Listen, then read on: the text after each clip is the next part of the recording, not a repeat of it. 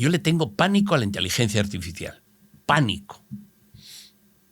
Porque, pucha, yo digo, ¿qué va a pasar dentro de 20, 40 años?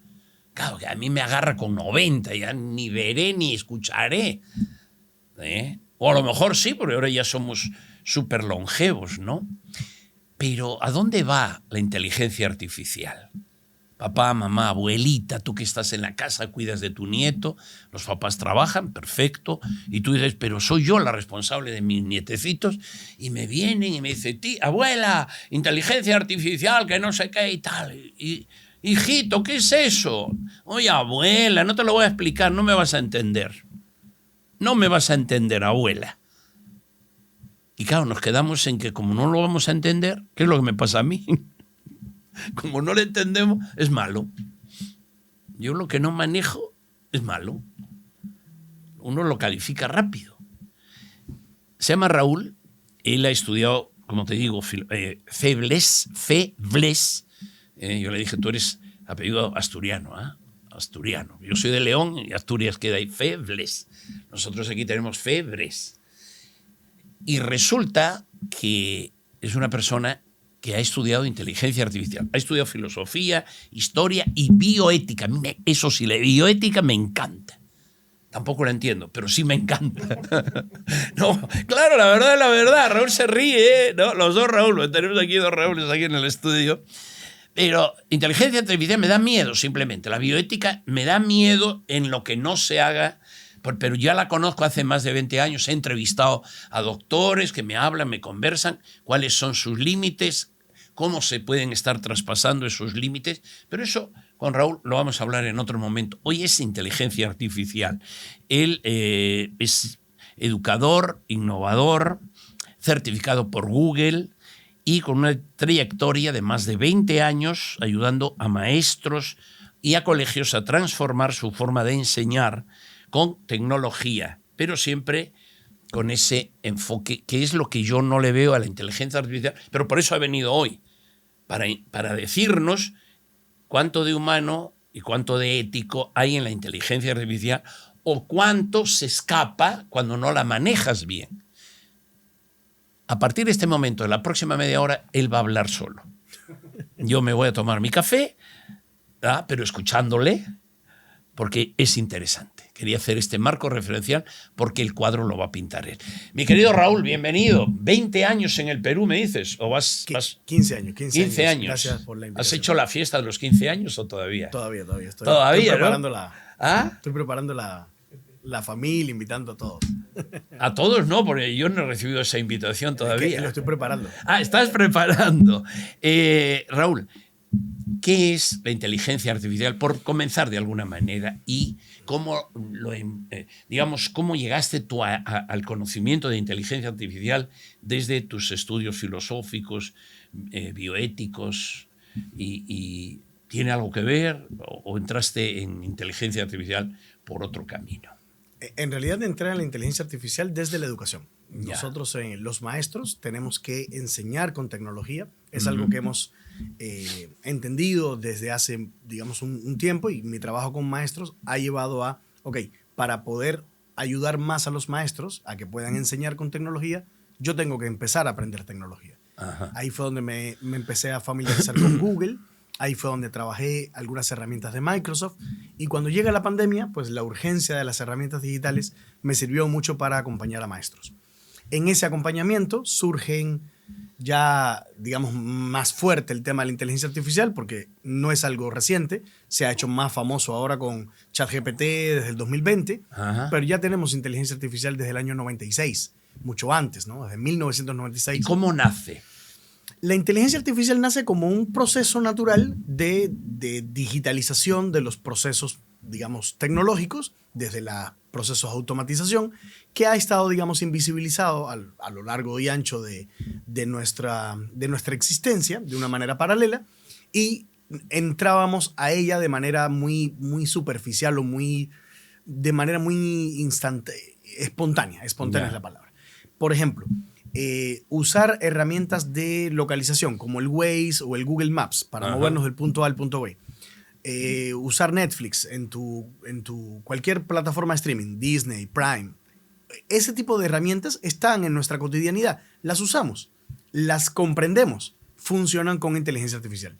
Básicamente es un proceso natural de desarrollo tecnológico que viene acompañado con velocidad ultra rápida, con la 5G y la 6G que está en proceso ahora de activarse. Y pues los seres humanos entramos en esta nueva etapa donde ya la tenemos incorporada en nuestra vida cotidiana. Ahora, Raúl, la pregunta es concreta, pero la respuesta no la puede ser porque la inteligencia artificial es un universo. Yo lo entiendo así. Así es. Pero si tú le dijeras a un ignorante como yo en este tema, Pablo, quédate con estos 4 puntos para comenzar a saber lo que es inteligencia artificial. Porque hay abuelitas que me dicen, padre Pablo, yo estoy como usted, ¿ah? Entonces, Raúl, 4 o 5 puntos que digas A, B, C, D. O sea, 10 de la semana, lunes, martes, miércoles, jueves, ya después, viernes, sábado y domingo después. Un solo punto, es muy sencillo. ¿Cómo? Un solo. Yo te doy 5. O sea, tan burrito soy que no. No, es una metáfora muy simple. A Los ver. seres humanos, desde que empezamos en el proceso civilizatorio, hemos creado herramientas que simulan la especie humana. Por ejemplo, la primera herramienta que hay documentación clara y concisa es la piedra y el palo, ¿verdad? Ahí Claro. tenemos la famosa película Odisea 2001. Ajá. Ok. La piedra y el palo son primeras herramientas. ¿Qué hace la piedra? Sustituye al puño. ¿Qué hace el palo? Sustituye al brazo. ¿No es cierto? Lo amplifica, lo modifica y genera un mayor impacto. No es lo mismo machacar una carne Claro, con el puño que con una piedra. No es lo mismo golpear a un animal para defenderte con un palo que con el brazo que con un palo. Claro. Entonces, el ser humano a lo largo de su proceso civilizatorio ha creado herramientas que sustituyen, mejoran, upgradean al ser humano. La inteligencia artificial es otra herramienta, Ajá. pero que en este caso está upgradeando al cerebro, a la capacidad de razonar y de procesar información. Claro, porque eso. de la piedra, Raúl, a ver, no nos salimos del tema, pero por ahí. Porque la piedra después se hace redonda y es la rueda, Claro. que ha sido uno de los más grandes inventos de la humanidad. Y con 2 palos hicieron fuego. O sea, no solamente la piedra golpeaba, no solamente el brazo te hacía, te defendía más pero ya no era que el león estuviese a 1 centímetro, sino a 20 o 40 del palo. Y cuando necesitabas atender algo que estaba más lejos, inventaste una Claro, lanza. sí. No, pero eso digo, o sea, se fue complejizando, no complicando. Complejizando. Pero a lo mejor la inteligencia artificial nos ha complicado la vida en vez de hacerla más compleja. No sé, Raúl. Yo te traje aquí para defendernos. ¿Ah? Es que sí, se complejiza la vida porque en la creación de herramientas, que es básicamente la metáfora que te he propuesto Claro, hoy día sí, para sí, entender sí, inteligencia sí. artificial, es que el ser humano ha creado cosas para hacer que su vida tenga más calidad de vida. Inventamos la piedra y tenemos más tiempo libre porque procesamos la comida más rápido. Más rápido. Usamos el fuego y digerimos mejor. Creamos el auto y nos movilizamos más rápido. Creamos el correo electrónico y ahora los mensajes son, ¿no? Ahora, ¿qué ocurre? Que mientras más fácil es la vida del ser humano, más complejo es la manera en que nos relacionamos con esta tecnología. Claro. ¿Cuál es el problema de la inmediatez de la información? Que hoy escribes en un WhatsApp y al toque la información está en el otro lado. ¿Y qué ocurre? Que esa inmediatez, esa cercanía que genera la tecnología, hoy está creando distancias entre las personas cercanas. ¿Cuántas familias no se sientan a la mesa y el niño, la niña están con su celular? Sí. ¿Por qué? Porque esa cercanía que ha creado la tecnología ha empezado a crear distancia entre personas cercanas. Claro, Raúl, tú me dices la piedra, pero claro, una piedra te ayuda a suavizar la carne, muy bien, pero también si te dan una pedrada te matan. Claro. O sea, por eso digo, y al otro lado de la piedra y del palo, está, la inteligencia artificial tiene... Hay una pregunta que siempre me hacen con esto de la inteligencia artificial. Oye, ¿es una aliada o es una enemiga? ¿No? Es una pregunta que me hacen continuamente. Y la respuesta es, la inteligencia artificial es una herramienta que se ha creado para atender necesidades humanas. La piedra también tiene cosas buenas y cosas malas, dependiendo de quién la use. Y cómo se use. Entonces, cuando hablamos de aliado, de enemigos o aliados, no pensamos en la herramienta, pensamos en quién usa la herramienta. Y ahí está el kit de la cuestión ética. No es una aliada en sí misma la herramienta, es una herramienta que dependiendo cómo se use, puede generar alianzas o puede generar problemas. Raúl, como el mundo es muy amplio, o sea, perdón, el mundo de la inteligencia artificial, vamos a centrarnos, como avisábamos al inicio de esta conversación, en lo que es el tema educativo. Ok. A ver, ¿por qué yo le tengo miedo a la inteligencia artificial? Yo soy educador hace 46 años. Colegio San Agustín, los primeros 35, y desde ahí para acá, pues 10 años aquí en el Colegio El Consuelo, pero educador, vamos. ¿Por qué le tengo miedo? ¿O por qué le tengo respeto? Hay dos consecuencias muy claras con el advenimiento de la inteligencia artificial. Venga, cuéntanos. La primera es la dependencia que se está generando, que ya está o sea, que es tangible, que lo estamos viviendo hoy día, en la inteligencia artificial para dialogar y para obtener información sobre cualquier cosa. Esta dependencia hace que se esté perdiendo capacidad crítica. Ya sencillamente entramos a internet, buscamos si la inteligencia artificial lo dice, eso debe ser real. Y esa dependencia está obligando, o sea, está, digamos, invitando a la mayoría a ya no tienes que pensar, ya la información está ahí. Ahora, perdóname. Ahí hay un miedo. Debe ser, no es. Quiero decir, tú has dicho debe ser real. No es, Pero es real. no necesita. Sí, pero ¿y es verdad? Bueno, la verdad No, es un... claro, no, el problema es ese, porque me pueden decir 2 y 2, 4. Muy bien, es real. Pero es verdad también. Claro. Lima, capital del Perú. Sí, pues es. Sí, pero si me dicen Chimbote, capital del Perú, es real porque me lo está contestando la inteligencia artificial, pero Chimbote no es la capital. Es que ahí vamos. No, el perdóname. asunto es que... El que es de Chimbote. El asunto es que la dependencia que hay con el uso, y yo diría con el abuso con la inteligencia artificial, está generando esta dependencia y esta creencia acrítica en que todo lo que dice es cierto. Entonces las famosas alucinaciones están siendo asumidas por las nuevas generaciones como, eso es verdad. Entonces ahí hay un riesgo muy claro en la educación. Y es que si incorporamos las herramientas de inteligencia artificial sin capacidad crítica, estamos generando una generación sin la capacidad de aprender, sin la capacidad de crear o generar nuevas ideas, porque ya la inteligencia artificial crea y piensa por nosotros. Te cuento una experiencia personal. Yo vivo en una comunidad de sacerdotes y los domingos solemos coincidir como todos los días. O sea, el almuerzo sí, pero el desayuno a veces uno tiene la misa y tal. Bueno, un poco la experiencia mía acá en la comunidad del Consuelo. Pero los domingos siempre coincidimos casi todos y un compañero sacerdote que maneja muy bien todo esto, le digo, a ver, 3 puntos fundamentales del Evangelio de hoy. Y claro, y dice, Chiri. ChatGPT. Siri. Siri. O este. Ok, Siri es el asistente de Apple, ¿no? Ya, y tú has dicho otra. ChatGPT. ChatGPT. GPT. GPT. Chat SS. ChatGPT. Y dice, 3 puntos fundamentales del Evangelio de este domingo. Lo que yo hablé ahora al comienzo de la misa.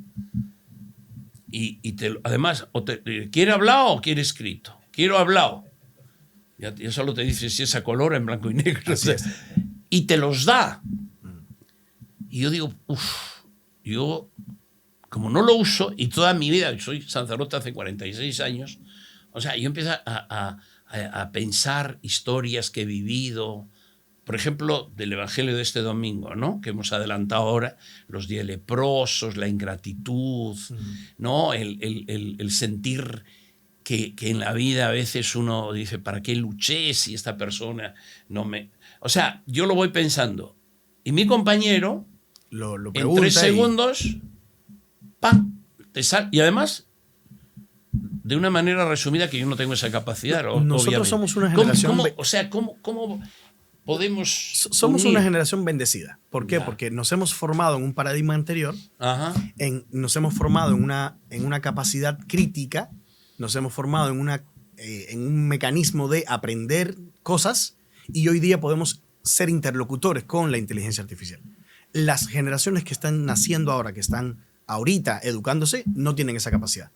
Porque el problema de la inteligencia artificial es que son algoritmos que responden por ti. Entonces, resumir un texto, pues hay un mecanismo para hacer esto. Claro. Y la inteligencia artificial lo hace muy bien. El problema ya no está ahí. El problema está en cómo preguntarle a la inteligencia artificial, que es lo que les está faltando hoy en educación a los chicos nuevos. Entonces hay que retomar esto que se llama la pedagogía de la pregunta. Porque si no le haces la pregunta correcta, no te da la respuesta correcta. Es una herramienta que tiene toda la información del universo, toda la información. Es como una torre de Babel. Ya. ¿Ok? Tiene toda la información, habla todos los idiomas, tiene toda la capacidad, pero no es un ser humano. Por tanto, a la hora de interlocutar, ¿no? A la hora de hablar, le puedes hablar en función a tu pregunta, no en función a su respuesta. No, dímelo a mí, que tengo un problema con Facebook, con todo respeto a Facebook, ¿no? Por una cuenta que se clonó, bueno, no viene al caso, pero los chicos que trabajamos en este tema me dicen, padre, pero es que contesta una computadora, ¿no? Tú sabes que en Europa hay líneas aéreas y bancos, sobre todo bancos, que están comenzando otra vez a que las personas te atiendan personalmente. Pues tú hablas y a lo mejor estás hablando con una persona en Cuba, en La Habana o en Buenos Aires o en Madrid, de un tema de que se me ha bajado el foco de mi casa. Y preguntas y te contestan desde cualquier país del mundo, pero claro, es una máquina. La inteligencia artificial, Raúl, te pregunto, ¿pudiera llevarnos a deshumanizarnos más de lo que ya estamos deshumanizados? Ese es el riesgo que estamos corriendo hoy día. De hecho, ese es el problema tan grande que enfrentamos en la formación a los estudiantes. La inteligencia artificial hoy día se está utilizando como un sustituto de la interacción humana.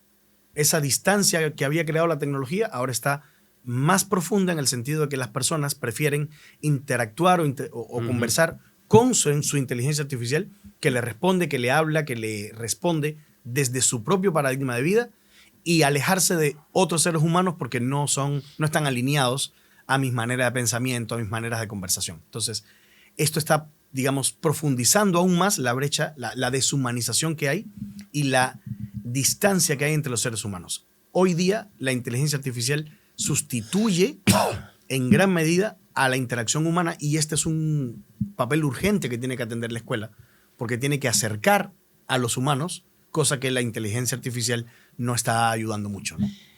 Vamos a seguir. Yo pensaba dejarte una pregunta, pero como manejas inteligencia artificial, te la voy a decir directamente después de los comerciales. Breves, ¿ah? Nosotros regresamos, no se vayan. Y nosotros continuamos. Muchísimas gracias. Bueno, recordarte también, ahora en la mañana o en la noche, que hay un libro por ahí, ¿no? Momentos de paz y tal. Y está en la parroquia, lo puedes conseguir aquí en la Parroquia del Consuelo, o en las librerías en todo el Perú, SBS. SBS, en todo el Perú. Acá en Lima creo que hay 8 o 10 puestos de librerías, ¿no? Y después en provincia, no sé si al 100%, pero en casi todas está la librería SBS, Momentos de Paz, el libro que presentamos hace ya 2 meses, ¿no? En la Feria Internacional del Libro. Y nada, si nos sirve, bendito sea Dios. Como decía el párroco, me dice, Pablo, si son momentos de paz, pero si no vendemos va a ser momentos de angustia, porque no vamos a saber qué hacer con tantos libros. Digo, nada, cambiamos el título, momentos de angustia. ¿Y ahora qué hago yo con mis libros ahí? Yo sé que tú lo vas a conseguir. Gracias. Momentos de Paz, librerías SBS en todo el Perú o aquí en la parroquia de Nuestra Señora del Consuelo. Muchísimas gracias. Mi querido Raúl, un colegio, ¿cómo puede estar preparado o cómo? O sea, ¿qué características? Porque nos escuchan, dicen, no, que mi hijo está en este colegio que es chiquito, o es grandazo, o es un colegio público, o es un colegio privado y tal. ¿Qué características tiene que tener, Raúl, para que un colegio puedas decir, oye, mira, ¿sabes qué? Amerita que ya se trabaje en ello. Y que los padres pregunten, los padres de familia, o digamos los tutores de los chicos. Es una pregunta interesante.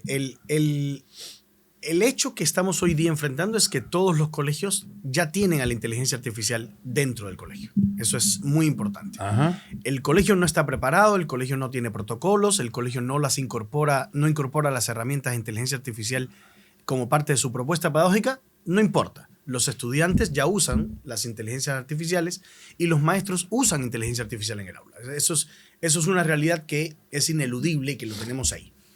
creo que acá la importancia, la pregunta es, ¿qué características debe tener un colegio? Para preguntarse si ya debería incorporarla es, si es un colegio, ya debería incorporar la inteligencia artificial en el aula.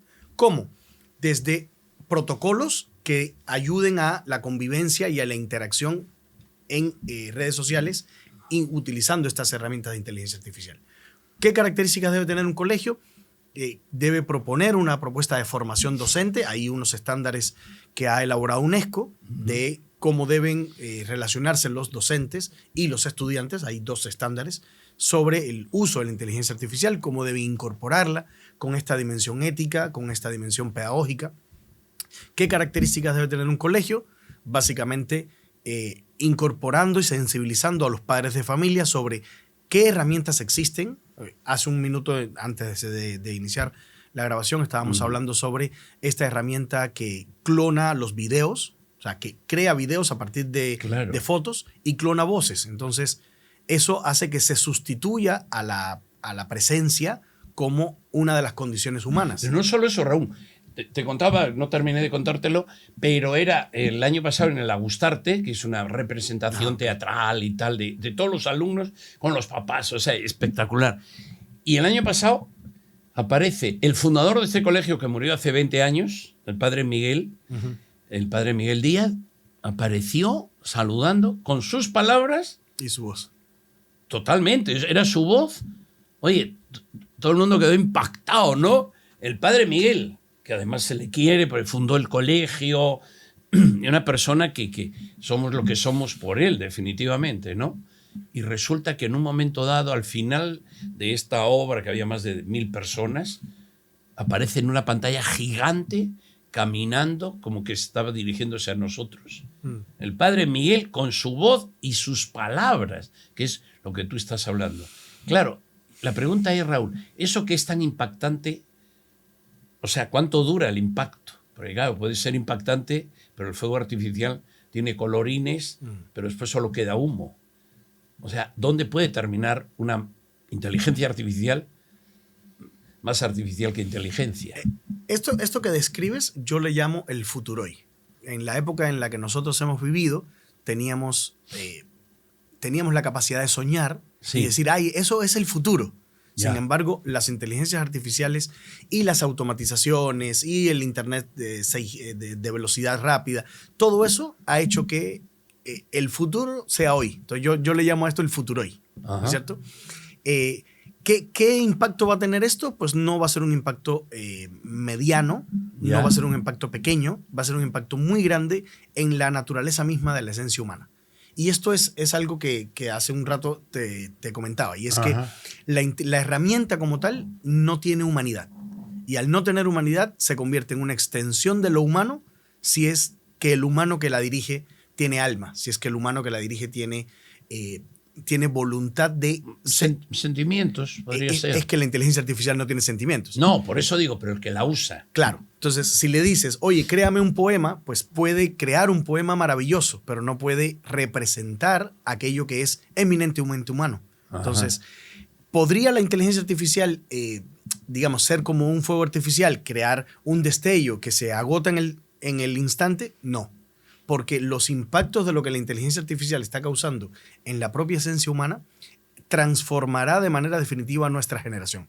Es un cambio tan radical como el descubrimiento de la electricidad, como el descubrimiento del fuego, como el descubrimiento de la rueda. De la rueda, claro. Hemos creado una tecnología que está transformando literalmente lo que somos como humanos. Ahora te digo, la inteligencia artificial llegó al mundo al mismo tiempo, a todos los países del mundo.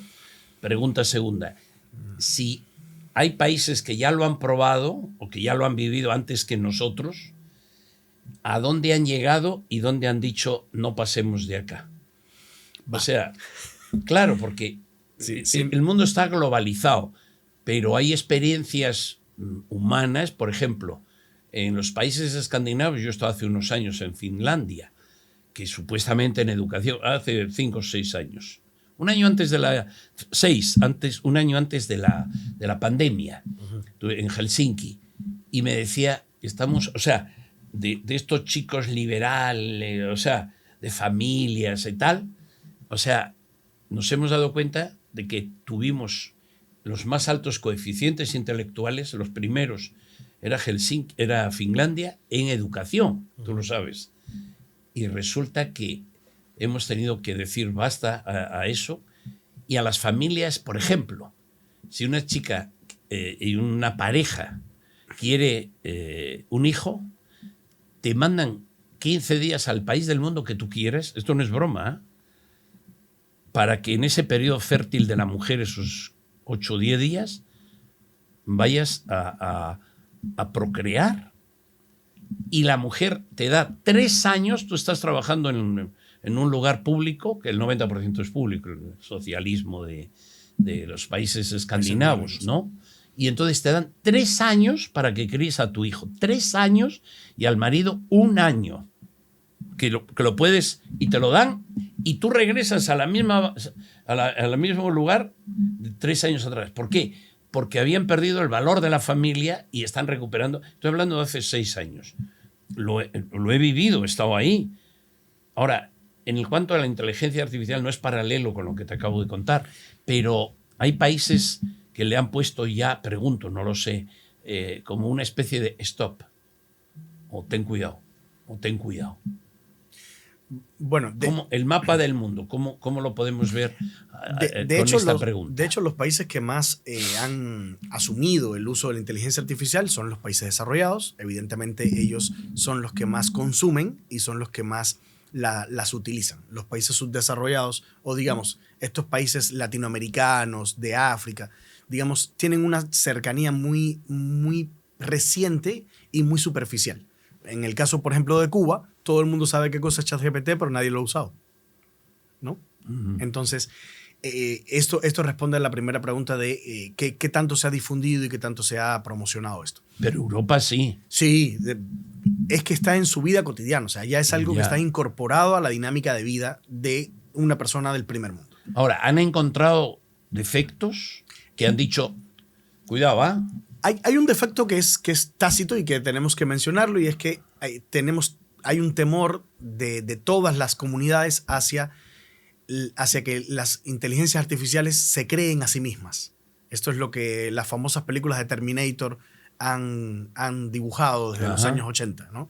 Que creen una super raza de robots que sustituyan a la especie humana y que haya que crear una resistencia. Esa es la trama de la película Terminator, ¿no es cierto? Este es el límite. O sea, se espera que no lleguemos hasta ahí y que ninguna empresa, por, digamos, ningún tipo de interés, cree una inteligencia artificial que sea capaz de crearse a sí misma. O sea, que ya no utilice a los seres humanos. De hecho, hay muchísimos testimonios en las redes de personas que le han preguntado a inteligencias artificiales, oye, ¿cómo podríamos crear un sistema muy, muy, muy efectivo? Y la inteligencia artificial ha respondido, eliminemos a los seres humanos porque le hacen daño al medio ambiente, porque contaminan, y efectivamente los seres humanos somos una especie que en nuestras prácticas cotidianas no cuidamos a los demás seres humanos, ¿no? Entonces, esto podría ser, de hecho, ya está interpretado por la inteligencia artificial como que podríamos ser enemigos de nosotros mismos, y eliminarnos ayudaría a que el planeta creciera, ¿no? Claro, no, pero mira, no es por nada, Raúl, pero has entrado, porque yo quería en los últimos minutos, tú sabes, como en la tele. En la tele uno dice, Dios mío, la cantidad de cosas que hay que decir. No, por eso digo, pero tenemos ahí a personas que están ahí con la mano, no sé si están parando taxi o qué. No, mentira, chicos. No. Entonces, claro, llega un momento en que la eutanasia, por ejemplo, ¿por qué la Iglesia no la promueve? Pues porque dicen, se promueve la eutanasia y hay países donde un gobierno puede decir, bueno, ahora que vivimos hasta los 100 años, gracias a Dios sí, pero dirá, oye, el seguro social no cubre, así que 80 años, eutanasia. Claro, uno dice, sí, pero el camino pareciera, por eso la Iglesia se opone, por ejemplo. O personas pensantes que dicen, oye, ten cuidado. Como otra pregunta que quiero hacerte, ¿no? O sea, ¿habrá clases sin profesor algún día? De hecho, ya hay clases sin profesores. ¿Carros sin chofer? Ya hay. Es el futuro hoy. O sea, recuerda No, pues, pero Raúl, eso es lo que a mí me asusta.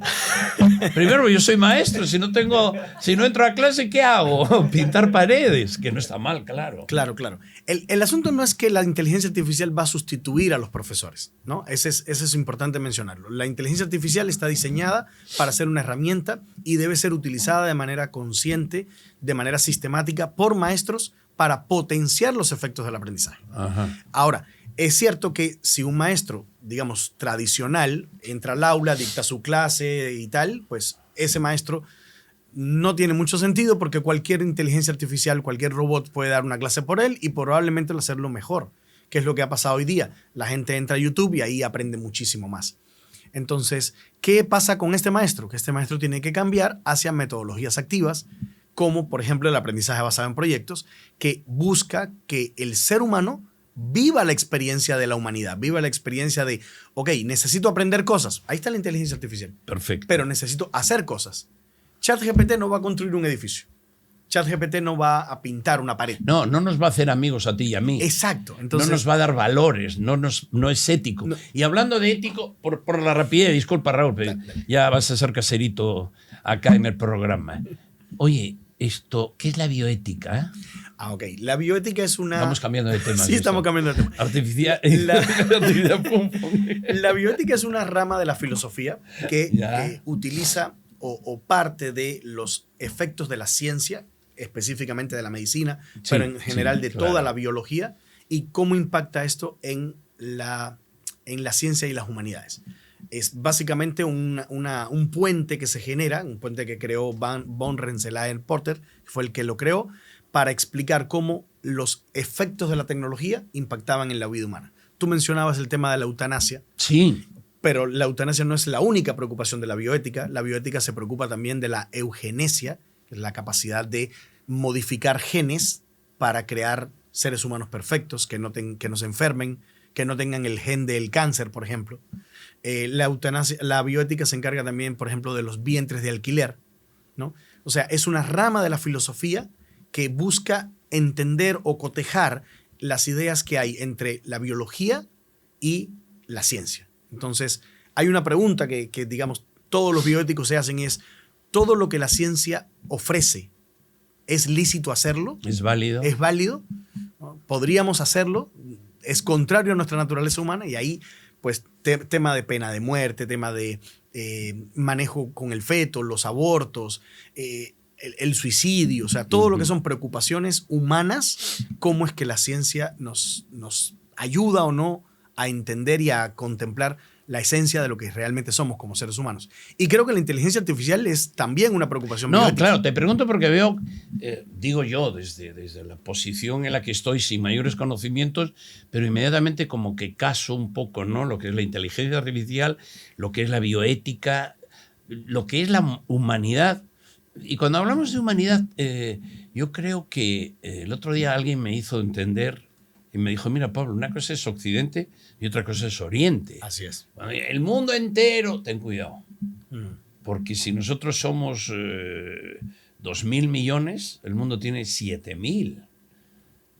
África no tiene por qué pensar como Occidente y no están pensando. No piensan como Occidente. Todo el mundo musulmán, todo el mundo Pakistán, la India, China, Japón. O sea, ellos tienen otras concepciones. No digo que no haya llegado la inteligencia artificial, no digo que no llegue la bioética, pero tienen unos presupuestos humanos que no son los de Occidente. Cierto. No solamente completamente diferentes, a veces bien opuestos. Y claro, nosotros a veces decimos, no, todo el mundo piensa de esta manera o la otra o de más allá. Digo, no, si te metes a un avión, horas de horas y nunca termina el mundo. O sea, es muy grande. Hay un gesto que yo digamos, aprendí en filosofía. Ajá. Y es que nosotros en Occidente, y más que Occidente en Hispanoamérica, cuando hablamos del pasado decimos el pasado, ¿no? Este es el gesto para el ayer. Claro. En el Oriente es al revés. En el Oriente, cuando tú hablas de pasado, te paras frente a él y dices el pasado. Porque del pasado aprendes para caminar a un futuro que no conoces. Mira esta concepción totalmente diferente. Y eso hace que los verbos, que digamos a la hora de hablar, cuando ellos se refieran al futuro, se refieran a algo desconocido mientras que los hispanos estamos como frente al futuro Claro. y el pasado queda atrás. Ya no importa, ¿no? Lo que pasó, pasó.